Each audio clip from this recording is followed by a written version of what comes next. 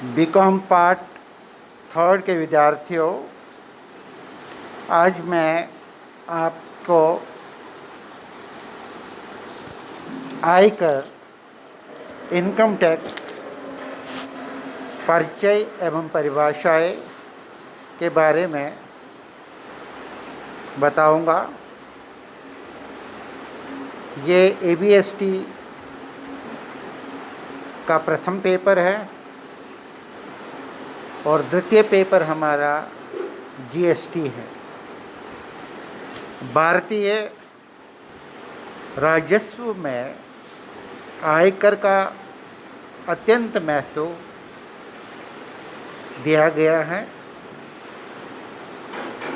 भारतीय राजस्व में आयकर के अत्यंत महत्वपूर्ण स्थान होने के दो प्रमुख कारण हैं। प्रथम तो ये कि आयकर भारत सरकार की आय का महत्वपूर्ण साधन है। दूसरे देश में आर्थिक विषमता को दूर कर आर्थिक समानता लाने में इस कर में महत्वपूर्ण सहायता प्रदान हो सकती है। हमारे देश में एक ऐसे समय में जबकि सरकार समाजवादी समाज की रचना करना चाहती है तथा आय एवं संपत्ति के असमान वितरण को दूर करना चाहती हैं, आयकर का बड़ा महत्व है। विद्यार्थियों, करों के प्रकार इस प्रकार से है। हमारे देश में दो प्रकार के कर वसूले किए जाते हैं, एक डायरेक्ट टैक्स और एक इनडायरेक्ट टैक्स। डायरेक्ट टैक्स से आशय ऐसे कर से है जिसका भार उसी व्यक्ति को वहन करना पड़ता है जिस पर वो लगाया जाता है, अर्थात कराधात इंसिडेंस ऑफ टैक्स एवं करापात इम्पैक्ट ऑफ टैक्स एक ही व्यक्ति पर होता है जिस व्यक्ति पर इस कर को लगाया जाता है। ये व्यक्ति अपने स्वयं के पास से इस कर का भुगतान करता है। वो इस कर को अन्य व्यक्तियों से वसूल नहीं कर सकता है। अप्रत्यक्ष करों में आयकर एवं दायकर, धन कर प्रमुख हैं। विद्यार्थियों, प्रत्यक्ष कर, जिसको हम इनडायरेक्ट टैक्स भी कहते हैं, से आशय ऐसे कर से होता है जिसका कराघात इंसिडेंस ऑफ टैक्स और इम्पैक्ट ऑफ टैक्स अलग अलग व्यक्तियों पर होता है। इस कर का भुगतान यदि उसी व्यक्ति द्वारा किया जाता है जिस पर उसे लगाया जाता है, परंतु वो ऐसे कर को वस्तुएं सेवाओं के उपयोग करने वाली व्यक्तियों से वसूल कर लेता है। इस प्रकार ऐसे कर का भार, बर्डन और इम्पैक्ट वस्तुएं एवं सेवाओं का उपयोग करने वाले व्यक्तियों पर ट्रांसफ़र कर दिया जाता है। अप्रत्यक्ष करों में विक्रय कर, उत्पाद शुल्क, सीमा शुल्क और सेवा कर प्रमुख है। विद्यार्थियों,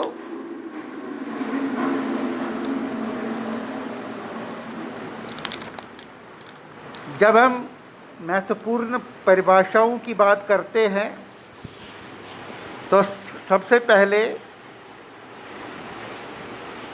हमारा ये जानना बहुत आवश्यक है कि आयकर में आय की परिभाषा क्या है।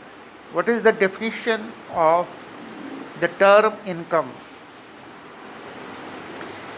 आय कर चूंकि आय पर कर है तथा आय शब्द की परिभाषा अत्यंत महत्वपूर्ण है।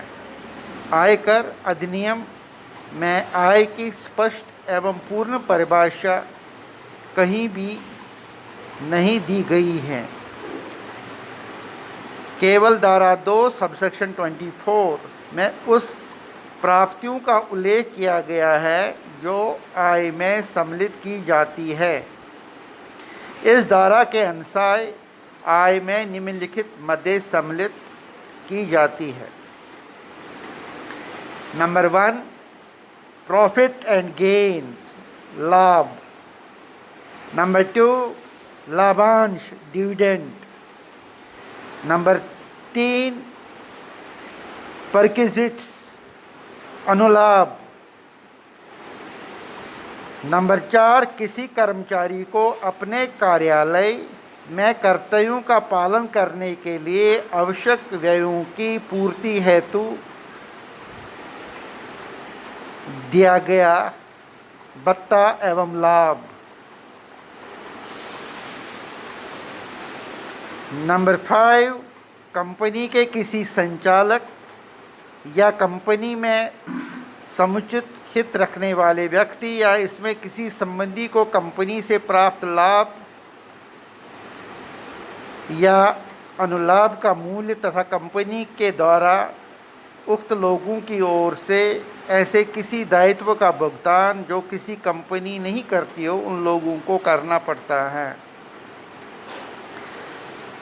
धारा 228 सबसेक्शन 3 के अंतर्गत एक निर्यातकर्ता को स्वीकृत आयात लाइसेंस की बिक्री से होने वाला लाभ।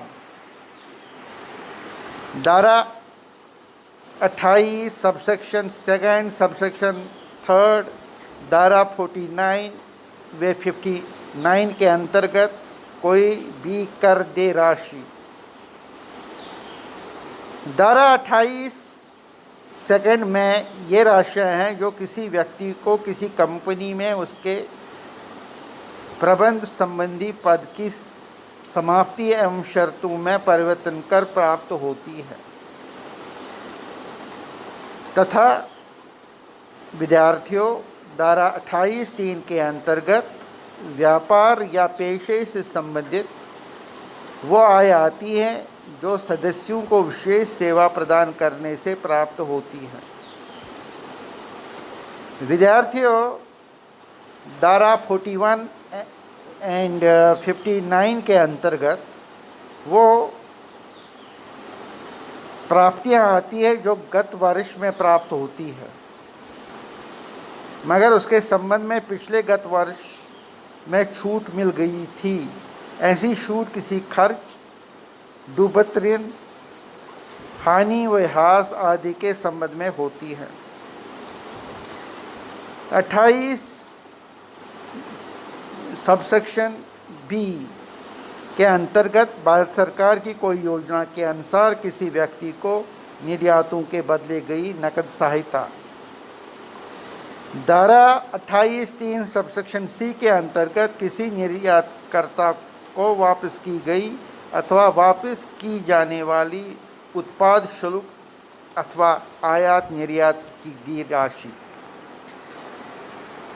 विद्यार्थियों, धारा 28(4) के अंतर्गत कर दे कोई लाभ अथवा अनुलाभ जो किसी व्यापार अथवा पेशे के कारण उदय हुआ हो, चाहे भले ही उसे मुद्रा से मापा जा सके अथवा नहीं। धारा 28(20) के अंतर्गत किसी फर्म के साझेदार को उस फर्म से प्राप्त अथवा प्राप्त कोई ब्याज, वेतन, बोनस, कमीशन अथवा पारिश्रमिक, चाहे उसे किसी भी नाम से पुकारा जाता हो, परंतु उस राशियों अथवा उसका कोई भाग 40 सबसेक्शन बी के अंतर्गत नहीं घटाया हो तो सीमा तक घटाया जाए जिस सीमा तक इसका आयकर नियम में उल्लेख है। धारा 45 के अनुसार कर योग्य पूंजी लाभ। बीमा कंपनी अथवा सरकारी समितियों द्वारा किए गए बीमा व्यवसाय से लाभ किसी गणना धारा 44 के अनुसार की जाती है।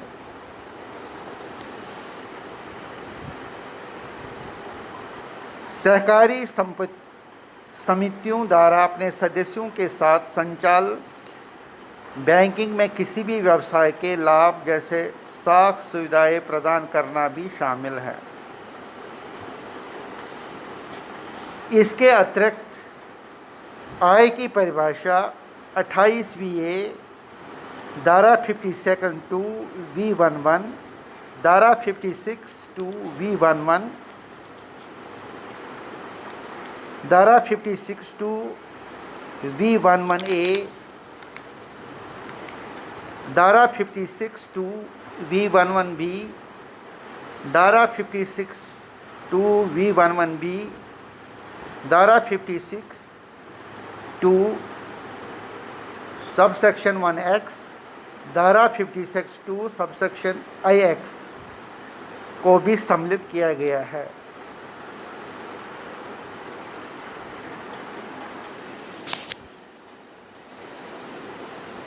आय को उक्त परिभाषा अपूर्ण और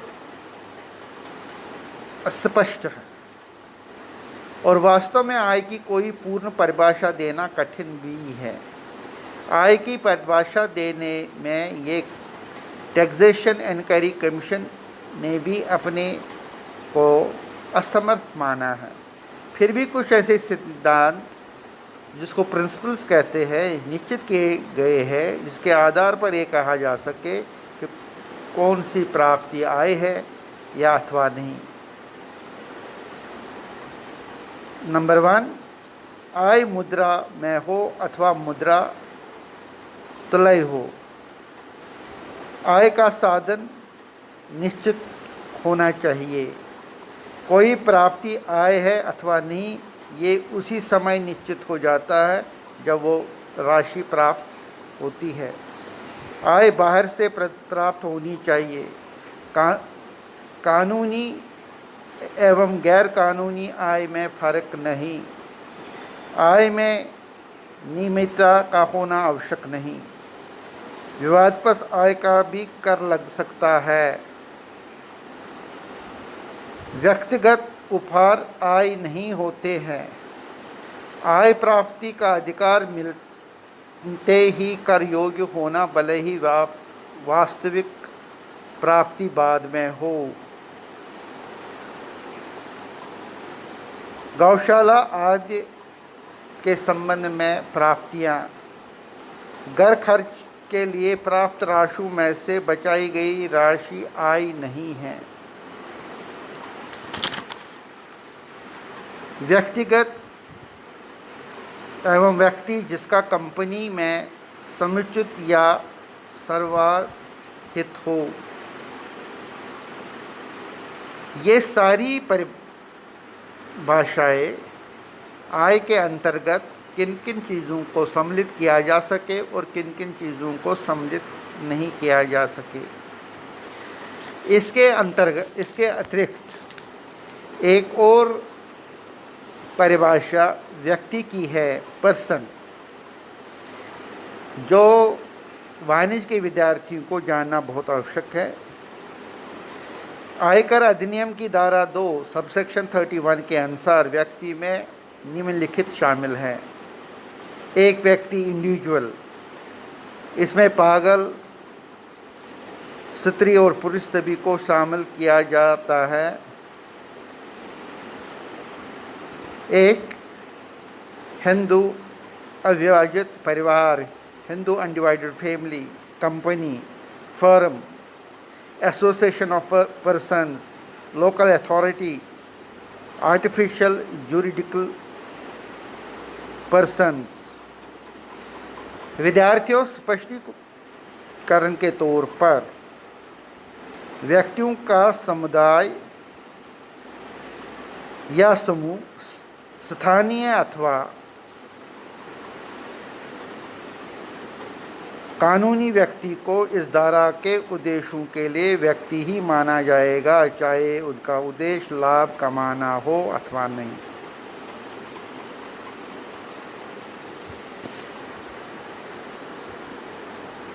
बच्चों, आज का असाइनमेंट आपको ये दिया जाता है।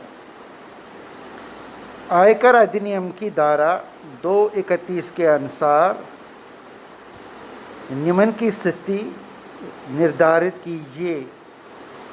Determine the status of the following according to section 2 subsection 31 of the Income Tax Act.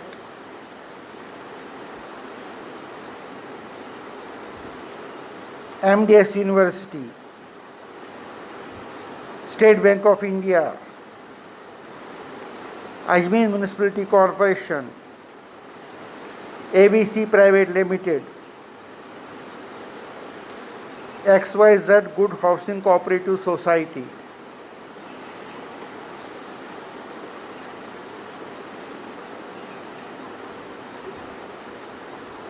आप इसका आंसर मेरे व्हाट्सएप ग्रुप 9351329052 पर दे सकते हैं। धन्यवाद।